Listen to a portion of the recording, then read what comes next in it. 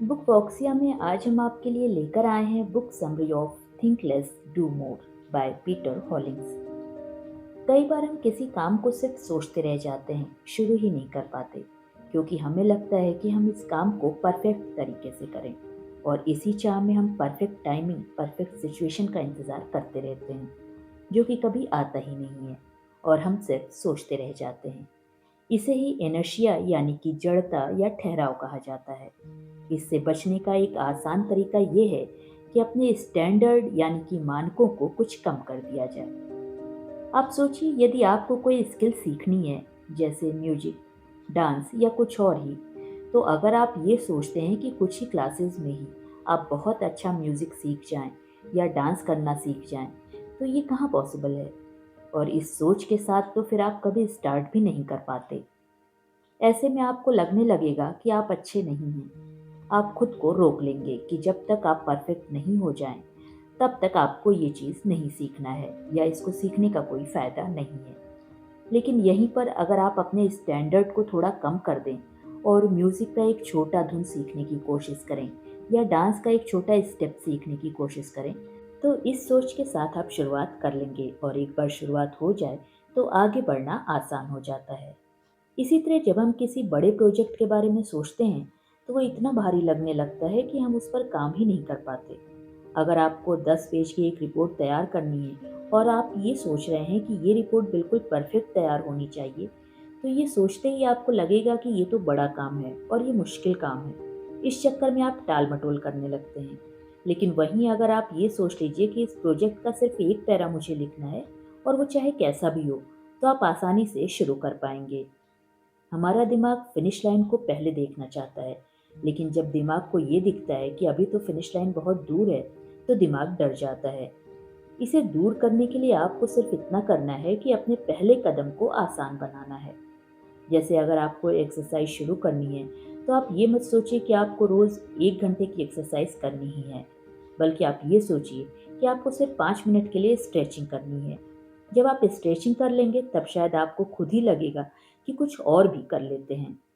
Perfection कई बार हमारी progress का दुश्मन बन जाता है, क्योंकि हम ये मानकर चलते हैं कि हमें हर चीज़ में परफेक्ट होना चाहिए। लेकिन सच्चाई तो ये है कि परफेक्शन कभी भी एक झटके में नहीं आता, ये बार बार कोशिश करने से आता है। पहली कोशिश, पहला कदम हमेशा एवरेज रहता है, लेकिन अगर आप इसे स्वीकार कर लें कि आप शुरुआती स्टेप में एवरेज काम कर सकते हैं, तो आप इनर्शिया को हरा सकते हैं। आप खुद सोचिए कि जब एक छोटा बच्चा चलना सीखता है, तो पहली बार में ही वो दौड़ने नहीं लगता है। वो कई बार गिरता है, उठता है, धीरे धीरे चलता है, फिर कहीं जाकर उसे दौड़ना आता है। अगर बच्चे के दिमाग में आ जाए कि मैं बिना गिरे ही चलना सीख लूंगा, तो क्या वो कभी चलना सीख पाएगा? बिल्कुल नहीं, क्योंकि बच्चा गिरने के डर से प्रैक्टिस ही नहीं करेगा। शुरुआत करना किसी भी टास्क का सबसे मुश्किल हिस्सा होता है, और अगर आप इस शुरुआत को आसान बना लेते हैं, तो आगे का सफ़र खुद ही आसान हो जाता है। जब आप लिखना शुरू करते हैं, तो धीरे धीरे आप एडिट करना भी सीख जाते हैं। जब आप एक्सरसाइज करना शुरू करते हैं, तो अपना स्टेमिना भी बढ़ा लेते हैं। जब आप कोई बिजनेस शुरू करते हैं, तो आप उसकी बारीकियां भी सीख लेते हैं। लेकिन अगर आप ये सोचते रहें कि शुरुआत परफेक्ट होनी चाहिए, तो आप कभी शुरू ही नहीं कर पाएंगे। इसलिए अगली बार जब भी आपको लगे कि आप किसी काम को करने के लिए बहुत ज़्यादा प्रेशर महसूस कर रहे हैं, तो बस अपने स्टैंडर्ड कुछ कम कर दीजिए। अपने लक्ष्य को थोड़ा छोटा कर दीजिए। अपने लक्ष्य को छोटे छोटे हिस्सों में तोड़ दीजिए। खुद को परफेक्ट होने के प्रेशर में मत रखिए। आपको सिर्फ शुरुआत करनी है, चाहे वो शुरुआत कितनी भी छोटी ही क्यों ना हो।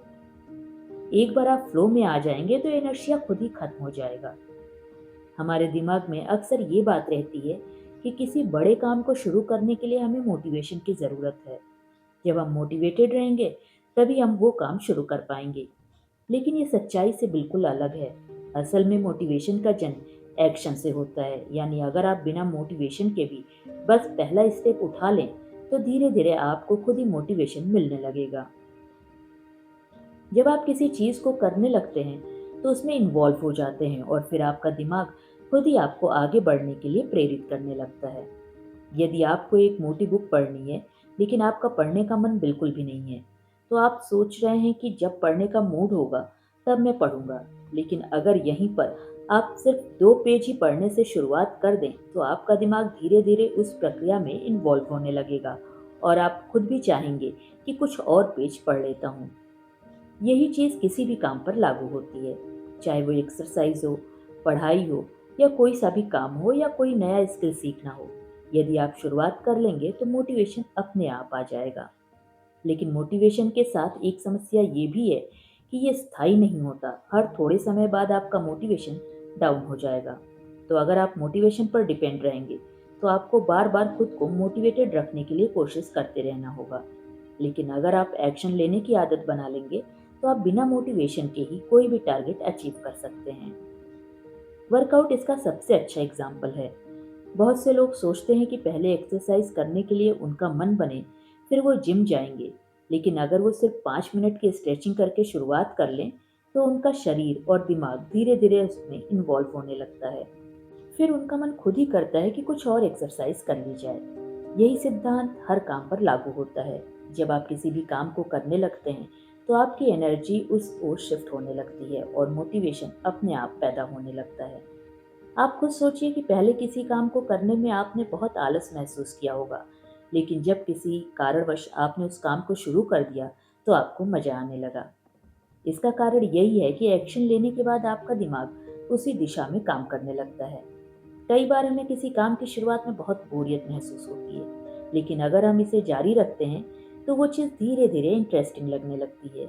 ये साइकोलॉजिकल फैक्ट है कि जब हम किसी एक्टिविटी में इन्वॉल्व हो जाते हैं, तो हमारा मन उसे कंप्लीट करने की दिशा में आगे बढ़ने लगता है। इसका एक और बड़ा फायदा ये होता है कि जब आप एक्शन लेना शुरू कर देते हैं, तो आपके अंदर की संदेह, सेल्फ डाउट और अनसर्टेनिटी धीरे धीरे कम होने लगते हैं। जब आप सिर्फ सोचते रहते हैं कि कोई काम मुश्किल है, तो वो आपको और भी कठिन लगता है। लेकिन जब आप उसे करना शुरू कर देते हैं, तो वो उतना मुश्किल नहीं लगता जितना आपने पहले सोचा था। एक और इंटरेस्टिंग बात यह है कि एक्शन लेना आपकी सेल्फ इमेज को भी बदल देता है। अगर आप सोचते हैं कि आप आलसी, लेजी इंसान हैं, तो आप वैसे ही बिहेव करेंगे। लेकिन अगर वहीं आप सिर्फ 5 मिनट का एक्शन ले लें, तो आप अपने बारे में नई स्टोरी क्रिएट कर सकते हैं। मैं एक ऐसा इंसान हूँ जो बिना मोटिवेशन के भी काम कर सकता हूँ। ये सोचते ही आप और ज़्यादा काम करने के लिए तैयार हो जाते हैं। मोटिवेशन के लिए एक्शन जरूरी क्यों है, ये समझने के लिए इसे साइकिल की तरह देख सकते हैं। जब आप कोई एक्शन लेते हैं, तो आपको छोटा सा रिजल्ट मिलता है। ये रिजल्ट आपके आत्मविश्वास, कॉन्फिडेंस को बढ़ाता है और फिर आपको और ज़्यादा करने की प्रेरणा मिलती है। धीरे धीरे ये मोटिवेशन बढ़ता जाता है और आप अपनी लाइफ में बड़े बड़े बदलाव ला सकते हैं। इसे और आसान भाषा में समझते हैं। अगर आपका किसी काम को करने का मन नहीं हो रहा है, उसके बावजूद भी आप उस काम को शुरू कर देते हैं, तो कुछ ही देर में आप देखते हैं कि आपको खुद ही उस काम में इंटरेस्ट आने लगा है। और जब आप बार बार ऐसा करने लगेंगे, तो आपको मोटिवेशन का इंतज़ार करने की ज़रूरत ही नहीं पड़ेगी। आप एक्शन लेंगे और एक्शन से ही मोटिवेशन पैदा होता है। अक्सर हम जब भी रिस्क का नाम सुनते हैं, तो हमारे दिमाग में डर पैदा हो जाता है। हमें लगता है कि अगर हमने कोई बड़ा कदम उठाया और वो गलत साबित हुआ, तो हम मुसीबत में फंस सकते हैं। यही सोच हमें कई नए मौक़ों से दूर रखती है। लेकिन असल में रिस्क सिर्फ खतरा नहीं है, बल्कि ग्रोथ का एक माध्यम भी है। जब हम रिस्क को एक डरने वाली चीज़ की तरह देखने की बजाय उसे सीखने और आगे बढ़ने के मौके के रूप में देखते हैं, तो हमारी ज़िंदगी पूरी तरह से बदल सकती है। सोचिए, अगर कोई बच्चा साइकिल चलाना सीखना चाहता है, तो उसे गिरने का रिस्क होता है। अगर वो सिर्फ इस डर से कभी कोशिश ही ना करे कि वो गिर सकता है, तो वो कभी भी साइकिल चलाना नहीं सीख पाएगा। लेकिन जब वो रिस्क लेता है, गिरता है, उठता है और फिर से कोशिश करता है, तो एक दिन वो बिना गिरे आराम से साइकिल चला सकता है। यही सिद्धांत पूरी लाइफ में लागू होता है। बहुत से लोग कंफर्ट जोन में रहना पसंद करते हैं, क्योंकि वहाँ कोई रिस्क नहीं होता। लेकिन कंफर्ट जोन में रहने से हमें अपने जीवन को सीमित करना पड़ता है। कंफर्ट जोन में रहने का सबसे बड़ा नुकसान ये है कि आप कभी ग्रो नहीं कर सकते। जब आप कोई नया स्किल सीखते हैं, कोई नया बिजनेस शुरू करते हैं या कोई नया चैलेंज लेते हैं, तो उसमें रिस्क तो होता ही है, लेकिन उसी के साथ सीखने और आगे बढ़ने के बहुत बड़े बड़े मौके भी मिलते हैं। रिस्क लेने का मतलब ये नहीं कि आप बिना सोचे समझे कोई भी बड़ा कदम उठा लें। इसका मतलब ये है कि आप कैलकुलेटेड रिस्क लें, यानी आप पहले सिचुएशंस को एनालाइज करें, उसके फायदे और नुकसान को समझें और फिर एक इन्फॉर्म डिसीजन लें। जब आप इस तरह से रिस्क लेते हैं तो आपके फेल्योर के चांसेस कम हो जाते हैं और सक्सेस के चांसेस काफ़ी बढ़ जाते हैं। जब आप बार बार छोटे छोटे रिस्क लेते हैं और उनसे सीखते हैं तो आपके अंदर किसी भी चुनौती का सामना करने की क्षमता बढ़ जाती है। किसी भी चुनौती का सामना करने का कॉन्फिडेंस आ जाता है। धीरे धीरे आपका दिमाग फेलियर को सीखने का एक प्रोसेस मानने लगता है, ना कि कोई ऐसी चीज जिससे डरना चाहिए। अगर आप अपनी प्रोफेशनल लाइफ में देखें तो जितने भी बड़े एंटरप्रेन्योर्स या लीडर्स हैं, उन्होंने कभी ना कभी कोई बड़ा रिस्क लिया ही है। अगर वो रिस्क लेने से डरते तो शायद वो भी आज उस मुकाम तक नहीं पहुंच पाते। स्टीव जॉब्स ने रिस्क लिया और एप्पल को बनाया। एलन मस्क ने रिस्क लिया और टेस्ला और स्पेसएक्स जैसी कंपनियां खड़ी कर दी। हर बड़ी सफलता के पीछे कुछ न कुछ रिस्क जरूर होता है। इसी तरह हमारी पर्सनल लाइफ में भी अगर हम हमेशा सेफ रहने की कोशिश करेंगे तो हम कभी अपने फुल पोटेंशियल तक नहीं पहुंच पाएंगे। अगर कोई इंसान किसी से अपने दिल की बात कहने से डरता है क्योंकि उसे रिजेक्शन का डर है, तो वो कभी भी अपनी फीलिंग्स को एक्सप्रेस नहीं कर पाएगा।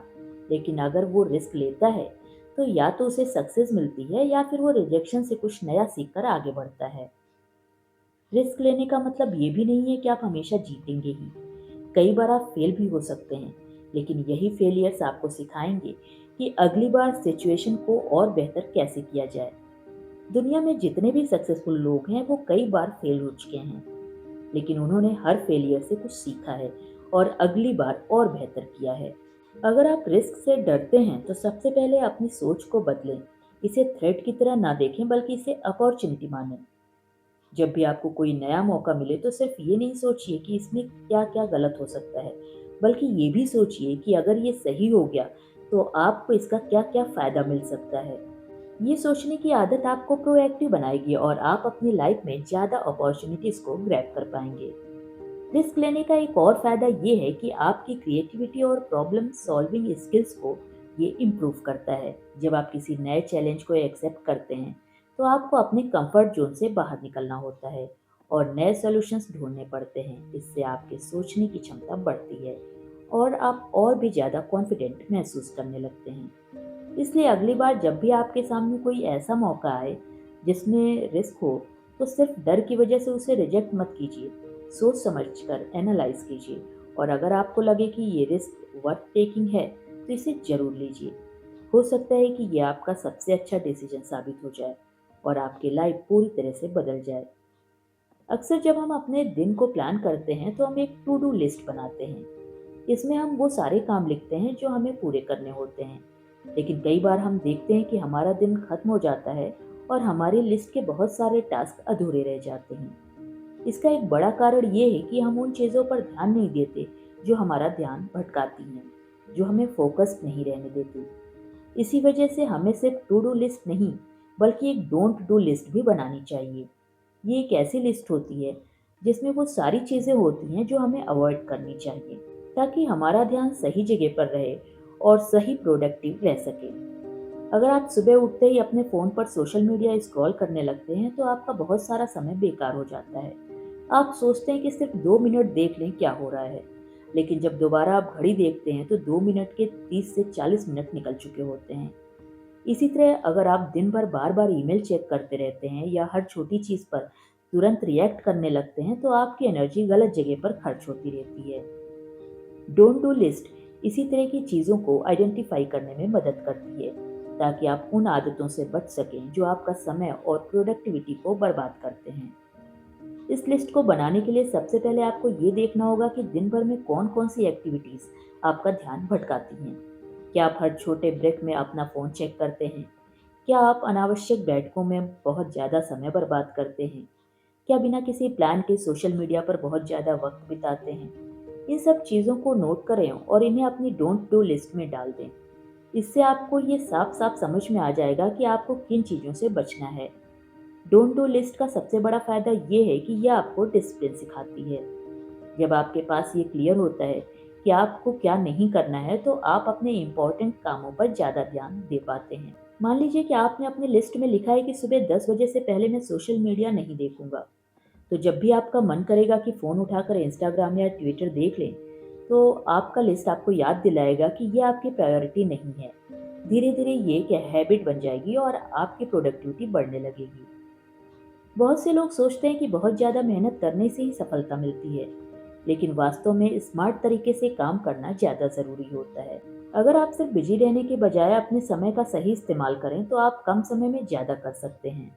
डोंट डू लिस्ट आपको ये समझने में मदद करती है कि कौन से काम सिर्फ आपका समय बर्बाद कर रहे हैं। उनसे बचकर आप अपनी एनर्जी सही दिशा में लगा सकते हैं। इसे और बेहतर बनाने के लिए आप अपने लिस्ट को समय समय पर अपडेट कर सकते हैं। हो सकता है कि शुरू में आपको लगे कि सिर्फ सोशल मीडिया आपका ध्यान भटकाता है, लेकिन कुछ समय बाद आपको महसूस होगा कि बार बार की अनावश्यक मीटिंग भी आपका बहुत समय ले रही है। ऐसे में आपको अपनी डोंट डू लिस्ट में ये भी जोड़ना होगा कि मैं बेकार की मीटिंग में शामिल नहीं होऊंगा। इसी तरह आप अपने अनुभव के आधार पर अपने लिस्ट को रिफाइन करते रहें। एक और महत्वपूर्ण बात यह है कि डोंट डू लिस्ट केवल डिस्ट्रैक्शन से बचने के लिए नहीं होता, बल्कि यह आपको इमोशनल और मेंटल क्लैरिटी भी देता है। कई बार हम ऐसे डिसीजन लेते हैं जो हमारे लिए सही नहीं होते, सिर्फ इसलिए क्योंकि हमें आदत होती है कि हम ना नहीं कह पाते। अगर आपकी लिस्ट में ये लिखा हो कि मैं ऐसे कामों के लिए हाँ नहीं कहूँगा जो मेरे गोल्स से मैच नहीं होते, तो ये आपको अननेसेसरी कमिटमेंट से बचाने में मदद करता है। अगर आप एंटरप्रेन्योर, लेखक या किसी भी क्रिएटिव फील्ड में हैं, तो ये लिस्ट और भी ज़्यादा महत्वपूर्ण हो जाती है, क्योंकि आपके लिए सबसे ज़रूरी चीज़ है डीप वर्क, यानी वो समय जब आप पूरी तरह से फोकस्ड होकर अपना सबसे अच्छा काम कर सकें। लेकिन अगर आपका ध्यान बार बार छोटे छोटे डिस्ट्रैक्शन से भटकता रहेगा, तो आप कभी भी अपनी फुल पोटेंशियल तक नहीं पहुंच पाएंगे। डोंट डू लिस्ट आपको ये क्लैरिटी देता है कि कौन से काम आपको अवॉइड करने हैं, ताकि आप अपने सबसे ज़रूरी टास्क पूरे कर सकें। ये लिस्ट केवल प्रोफेशनल लाइफ के लिए नहीं, बल्कि पर्सनल लाइफ में भी बहुत काम आ सकती है। मान लीजिए कि आप अपनी हेल्थ को सुधारना चाहते हैं। अगर आपकी डोंट डू लिस्ट में ये लिखा है कि मैं रात 11 बजे के बाद जंक फूड नहीं खाऊंगा, तो ये आपको सही चॉइस बनाने में मदद करेगा। अगर आप अपनी मेंटल हेल्थ पर ध्यान देना चाहते हैं, तो आप लिस्ट में ये जोड़ सकते हैं कि मैं ऐसे लोगों के साथ समय नहीं बिताऊंगा जो मेरी एनर्जी ड्रेन करते हैं। अंत में ये समझना जरूरी है कि जितना जरूरी क्या करना है, ये तय करना है, उतना ही जरूरी ये तय करना भी है कि क्या नहीं करना है। हम सभी के पास सिर्फ 24 घंटे ही होते हैं। अगर हम सही जगह पर अपनी एनर्जी लगाना सीख लें, तो हम अपनी लाइफ में बड़ा बदलाव ला सकते हैं। एक छोटी सी डोंट डू लिस्ट बनाना एक आसान लेकिन पावरफुल तरीका है अपने दिन को बेहतर और ज़्यादा प्रोडक्टिव बनाने का। अगर आप इसे ईमानदारी से फॉलो करते हैं, तो आप देखेंगे कि कैसे आपकी एफिशिएंसी, फोकस और ओवरऑल हैप्पीनेस बढ़ने लगती है। हमारी ज़िंदगी में हर दिन कई सारे काम होते हैं, कुछ ज़रूरी होते हैं तो कुछ कम ज़रूरी होते हैं। लेकिन अक्सर ऐसा होता है कि हम उन कामों में ज़्यादा उलझे होते हैं जो इतने इम्पोर्टेंट नहीं होते, और जो असल में हमारे लिए सबसे ज़्यादा मायने रखते हैं, वो काम तो पीछे छूट जाते हैं। इसका कारण ये है कि हम अपनी प्राथमिकताओं को सही तरीके से सेट नहीं कर पाते। यहीं पर बर्नर लिस्ट की ज़रूरत होती है। ये एक ऐसा तरीका है जिसमें आप अपने सबसे महत्वपूर्ण काम और कम महत्वपूर्ण कामों को अलग अलग रख सकते हैं, ताकि आपकी एनर्जी और अटेंशन सही दिशा में लगे। बैनर लिस्ट का आइडिया ये है कि आप अपने टास्क को दो हिस्सों में बांट लें, फ्रंट बर्नर और बैक बर्नर। फ्रंट बर्नर में वो काम आते हैं जो आपके लिए सबसे बड़ी प्राथमिकता है, जिन पर आपको सबसे ज़्यादा ध्यान देना चाहिए। ये वो टास्क हैं जो आपके बड़े गोल्स को हासिल करने में मदद करते हैं। और दूसरी तरफ बैक बर्नर में वो चीज़ें आती हैं जो ज़रूरी तो हैं, लेकिन फ़िलहाल उन पर ज़्यादा ध्यान देने की ज़रूरत नहीं है। ये वो काम हो सकते हैं जो आप बाद में भी कर सकते हैं, या जो इतने क्रिटिकल नहीं हैं। आप सोचिए कि आप एक शेफ़ हैं और किचन में एक साथ कई चीज़ें पका रहे हैं। गैस चूल्हे पर कई चीज़ें चढ़ी हुई हैं। फ्रंट बर्नर पर आपने वो चीज़ रखी है जिसे आपको लगातार चलाते रहना है, ताकि वो अच्छे से बने। यही आपका फ्रंट बर्नर है। वहीं कुछ चीज़ें पीछे के बर्नर पर चढ़ी हुई हैं जो धीमी आंच पर पक रही हैं, जिनको आपको लगातार चलाते रहने की ज़रूरत नहीं है। ठीक इसी तरह जब हम अपनी लाइफ को ऑर्गेनाइज करते हैं, तो हम अपनी एनर्जी को सही जगह फोकस कर सकते हैं। अगर आप किसी बड़े प्रोजेक्ट पर काम कर रहे हैं, तो वो आपका फ्रंट बर्नर टास्क होगा। लेकिन अगर आप साथ ही साथ कोई नई स्किल सीखना चाहते हैं या किसी नए आइडिया पर काम करना चाहते हैं, तो वो बैक बर्नर पर जा सकता है। इसका मतलब ये नहीं कि बैक बर्नर के टास्क बेकार हैं, बल्कि इसका मतलब सिर्फ इतना है कि उन्हें अभी उतनी प्रायोरिटी नहीं मिलनी चाहिए। इससे आपका ध्यान भटकता नहीं है और आप सबसे ज़रूरी चीज़ों पर ज़्यादा फोकस हो पाते हैं। बर्नर लिस्ट को अपनाने का सबसे बड़ा फायदा ये है कि ये डिसीजन मेकिंग को आसान बना देता है। जब भी कोई नया टास्क सामने आता है तो आप तुरंत तय कर सकते हैं कि वो किस बर्नर पर जाना चाहिए। इससे आपका दिमाग फ्री रहता है और आप जरूरी चीज़ों को मिस नहीं करते हैं। इसका दूसरा फायदा ये है कि आपको मल्टीटास्किंग से ये बचाता है। अक्सर लोग एक साथ कई काम करने की कोशिश करते हैं और नतीजा ये होता है कि किसी भी काम को अच्छे से वो पूरा नहीं कर पाते। लेकिन जब आप जानते हैं कि कौन सा काम फ्रंट बर्नर पर है तो आप पूरी तरह से इस पर ध्यान लगा सकते हैं और बाकी चीज़ों को बाद में संभाल सकते हैं। बर्नर लिस्ट को और ज़्यादा इफेक्टिव बनाने के लिए आप इसे हर हफ्ते या महीने में रिव्यू कर सकते हैं, क्योंकि प्रायोरिटी समय के साथ साथ बदलती रहती है। जो काम आज बैक बर्नर पर है, हो सकता है कुछ समय बाद उसे फ्रंट बर्नर पर लाने की ज़रूरत पड़े। इसलिए इसे समय समय पर अपडेट करना ज़रूरी है। ये सिस्टम न केवल आपकी प्रोडक्टिविटी बढ़ाता है, बल्कि आपको मेंटल क्लैरिटी भी देता है। जब आपका दिमाग बार बार ये सोचने में उलझा नहीं रहता कि अभी क्या करना चाहिए। आप इसे अपनी डेली लाइफ में छोटे छोटे डिसीजंस के लिए भी यूज़ कर सकते हैं। जैसे कि अगर आप फिटनेस पर ध्यान देना चाहते हैं तो उसे फ्रंट बर्नर पर रखें। वहीं अगर आप किसी नई किताब को पढ़ना चाहते हैं लेकिन अभी आपके पास समय नहीं है तो उसे आप बैक बर्नर पर रख सकते हैं। प्रोफेशनल लाइफ में भी ये तरीका बहुत काम आता है। मान लीजिए आप एक एंटरप्रेन्योर हैं और आपके पास कई आइडियाज़ हैं, लेकिन सब पर एक साथ काम करना संभव नहीं है। तो आप बर्नर लिस्ट बनाकर या तय कर सकते हैं कि कौन सा आइडिया आपके लिए सबसे ज़रूरी है और किस पर आपको अभी काम करना है और किसे आप बाद में एक्सप्लोर कर सकते हैं। बर्नर लिस्ट का असली जादू इस बात में दिखता है कि यह आपको डिसिप्लिन सिखाता है। यह आपको ये समझने में मदद करता है कि हर टास्क एक जैसा ज़रूरी नहीं होता और अगर आप हर चीज़ पर एक साथ ध्यान देंगे तो कुछ भी आप समय पर और अच्छे से पूरा नहीं कर पाएंगे। जब आप ये समझ जाते हैं कि किन चीज़ों को प्राथमिकता देनी है और किसे फिलहाल के लिए साइड में रखना है, तो आपकी प्रोडक्टिविटी और सक्सेस दोनों बढ़ने लगते हैं। इसलिए अगर आप अपने दिन को बेहतर तरीके से मैनेज करना चाहते हैं और सही चीज़ों पर अपनी एनर्जी लगाना चाहते हैं, तो बर्नर लिस्ट को अपने लाइफ में शामिल करें। ये एक आसान लेकिन पावरफुल तरीका है जो आपको क्लैरिटी देगा और आपके सबसे ज़रूरी गोल्स को पूरा करने में आपकी हेल्प करेगा। हमारी ज़िंदगी में हर दिन बहुत सारे डिसीजंस हमें लेने पड़ते हैं, कुछ छोटे कुछ बड़े। कई बार हम बहुत छोटे छोटे डिसीजंस पर भी इतना ज़्यादा सोचने लगते हैं कि हमारा दिमाग थक जाता है और बड़े डिसीजंस लेने की एनर्जी ही नहीं बचती। इसे ओवर एनालिसिस कहा जाता है और ये हमारी प्रोडक्टिविटी और कॉन्फिडेंस दोनों को कम कर देता है। इसका सबसे अच्छा सोल्यूशन है सुपर स्ट्रक्चर्ड डिसीजन मॉडल अपनाना। ये एक स्ट्रक्चर्ड तरीका है जिससे आप जल्दी और सही डिसीजन ले सकते हैं। सुपर स्ट्रक्चर्ड डिसीजन मॉडल का मतलब है कि आपके पास एक प्री डिफाइंड सिस्टम हो जो आपको ये तय करने में मदद करे कि कौन सा डिसीजन कैसे लेना है। इससे आप सोचने में कम समय लगाएंगे और आपकी चॉइसेस आपके गोल्स के साथ अलाइंड होंगी।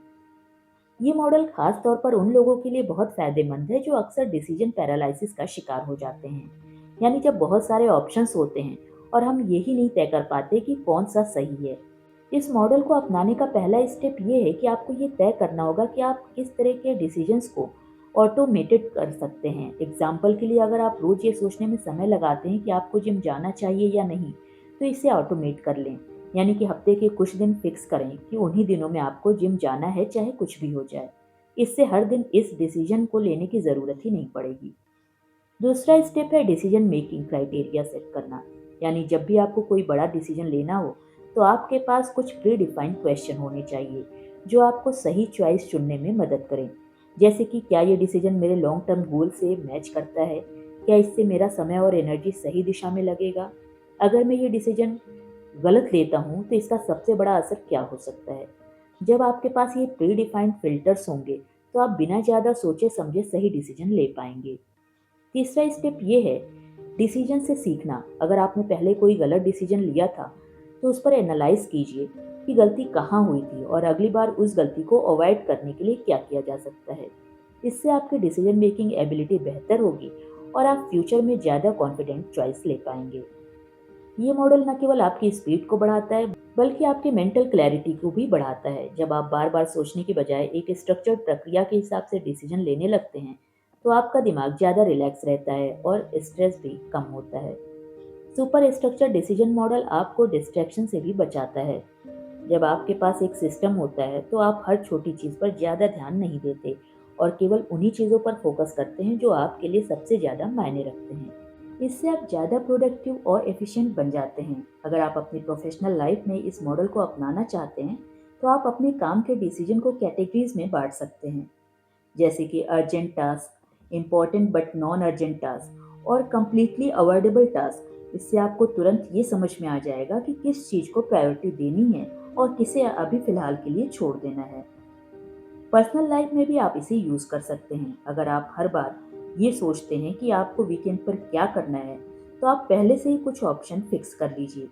जैसे कि एक दिन फैमिली के साथ बिताऊंगा, एक दिन मुझे खुद के लिए रखना है और एक दिन किसी नए एक्सपीरियंस के लिए रखना है। इससे आपको बार-बार डिसीजन लेने की ज़रूरत ही नहीं पड़ेगी और आपका समय ज़्यादा ऑर्गेनाइज रहेगा। सुपर स्ट्रक्चर्ड डिसीजन मॉडल को अपनाने से आप न सिर्फ तेजी से डिसीजन ले पाएंगे, बल्कि आपको ये भी समझ में आएगा कि आपकी चॉइसेस आपके गोल्स के साथ अलाइंड हैं या नहीं। ये एक पावरफुल तरीका है जो आपको ओवर थिंकिंग से बचाकर स्मार्ट और कॉन्फिडेंट डिसीजन मेकर बनाता है। हम सबकी बॉडी एक खास तरह की रिदम के हिसाब से काम करती है, जिसे अल्ट्राडाइन रिदम्स कहा जाता है। ये वही नेचुरल साइकिल है जो हमारी एनर्जी लेवल्स को पूरे दिन में ऊपर नीचे करती रहती है। कई बार आपने महसूस किया होगा कि सुबह के किसी समय आप बहुत ज़्यादा एनर्जेटिक और फोकस महसूस करते हैं, लेकिन कुछ घंटे बाद अचानक से थकान और डिस्ट्रैक्शन महसूस होने लगती है। यही अल्ट्राडाइन रिदम का असर होता है। अगर हम इस नेचुरल एनर्जी साइकिल को ध्यान में रखकर अपने काम का शेड्यूल बनाएं, तो हम अपने काम, अपनी प्रोडक्टिविटी को कई गुना बढ़ा सकते हैं। अक्सर लोग ये गलती करते हैं कि वो पूरे दिन एक ही तरह की एनर्जी एक्सपेक्ट करते हैं। वो सोचते हैं कि अगर वो सुबह से शाम तक लगातार काम करेंगे, तो उनका आउटपुट हमेशा एक जैसा रहेगा। लेकिन वास्तव में ऐसा नहीं होता। हमारी बॉडी हर 1.5 से 2 घंटे के साइकिल में काम करती है। यानी 1.5 से 2 घंटे के बाद हमारी एनर्जी धीरे धीरे कम होने लगती है और हम एक छोटे ब्रेक की ज़रूरत महसूस करते हैं। अगर हम इस नेचुरल साइकिल के हिसाब से काम करें, तो हम ज़्यादा प्रोडक्टिव और कम थके हुए महसूस करेंगे। अगर आप अपने हाईएस्ट एनर्जी लेवल के समय सबसे ज़रूरी और डिमांडिंग काम करें, तो आपका काम कितना एफिशिएंट हो जाएगा। और जब आपकी एनर्जी लो हो, तो आप ऐसे काम करें जिसमें ज़्यादा दिमागी मेहनत ना लगे। ये काम ईमेल्स चेक करना, मीटिंग अटेंड करना या प्लानिंग करना कुछ भी हो सकता है। इस तरह आप अपने शरीर की नेचुरल रिदम के साथ काम करेंगे, ना कि उसके खिलाफ। इसका सबसे अच्छा तरीका ये है कि आप अपने एनर्जी पैटर्न्स को ऑब्जर्व कीजिए। एक हफ्ते तक ध्यान दें कि दिन के किस समय आप सबसे ज़्यादा एनर्जेटिक और फोकस महसूस करते हैं और किस समय आपको सुस्ती या डिस्ट्रैक्शन महसूस होती है। इससे आपको पता चलेगा कि आपकी पीक एनर्जेटिक आवर्स कौन से हैं। जब आपको अपने पीक आवर्स का पता चल जाए, तो उस समय में सबसे क्रिटिकल काम आप कर सकते हैं, वो काम जो सबसे ज़्यादा कंसंट्रेशन और क्रिएटिविटी मांगता है। अगर आप राइटर हैं, तो अपनी राइटिंग सुबह के हाई एनर्जी आवर्स में कर सकते हैं। अगर आप किसी स्ट्रेटजी या प्लानिंग पर काम कर रहे हैं, तो इसे भी आप अपने पीक टाइम में रख सकते हैं। दूसरी तरफ जब आपकी एनर्जी नेचुरली लो होती है, तो उस समय हल्के फुल्के काम कर सकते हैं, जैसे कि कॉल, ईमेल्स या कैजुअल डिस्कशन। बहुत से लोग ये सोचकर गिल्ट महसूस करते हैं कि वो पूरे दिन लगातार हाई एनर्जी पर काम नहीं कर पाते, लेकिन असल में ऐसा करना पॉसिबल ही नहीं है। दुनिया के सबसे प्रोडक्टिव लोग भी ब्रेक्स लेते हैं और अपने शरीर के नेचुरल एनर्जी के हिसाब से काम करते हैं। जब आप इस बात को समझ लेते हैं कि आपकी बॉडी कैसे काम करती है, तो आप स्मार्ट तरीके से अपने काम को ऑर्गेनाइज कर सकते हैं। अल्ट्राडाइन रिदम्स को अपनाने का एक और बड़ा फायदा ये है कि इससे बर्नआउट से बचा जा सकता है। जब हम बिना रुके लगातार काम करते हैं, तो हमारी एनर्जी पूरी तरह से खत्म हो जाती है और हम जल्दी थक जाते हैं। लेकिन अगर हम अपनी एनर्जी साइकिल्स को ध्यान में रखकर सही समय पर ब्रेक लेते हैं, तो हमारी एफिशिएंसी बनी रहती है और हम लंबे समय तक हाई परफॉर्मेंस पर काम कर सकते हैं। अगर आप इस अप्रोच को अपनी लाइफ में अप्लाई करना चाहते हैं, तो सबसे पहले अपनी डेली स्केड्यूल को कुछ फ्लेक्सिबल बनाएं। जरूरी नहीं कि आप हर समय एक जैसा परफॉर्म करें। आपको बस ये समझना है कि कौन से घंटे आपके सबसे प्रोडक्टिव होते हैं और कौन से घंटे आपको रिलैक्स करने के लिए चाहिए। एग्जाम्पल के लिए अगर आपको सुबह 10 से 12 के बीच सबसे ज़्यादा एनर्जी महसूस होती है, तो उस समय आप अपने सबसे इम्पोर्टेंट और चैलेंजिंग काम को कर सकते हैं। फिर एक छोटा ब्रेक लें, वॉक करें, पानी पिए या कुछ देर आराम करें। उसके बाद दोबारा काम पर लौट आएं, लेकिन अब लाइट टास्क को प्रायोरिटी दें। ये छोटी छोटी चीज़ें आपकी प्रोडक्टिविटी में बहुत बड़ा बदलाव ला सकती हैं। ये सिर्फ टाइम मैनेजमेंट नहीं, बल्कि एनर्जी मैनेजमेंट का तरीका है। जब आप अपने अल्ट्रा डैन के हिसाब से काम करना शुरू करेंगे, तो आप पाएंगे कि पहले से कम एफर्ट में आप ज़्यादा काम कर पा रहे हैं और आपका दिमाग ज़्यादा फ्रेश और फोकस्ड फील कर रहा है। तो book summary think less do more by Peter Hollings का कंक्लूजन ये है कि आप कुछ स्मार्ट ट्रिक्स को अपनाकर थिंक लेस डू मोर कर सकते हैं और अपनी लाइफ को सक्सेस की रेस में टॉप पर पहुंचा सकते हैं।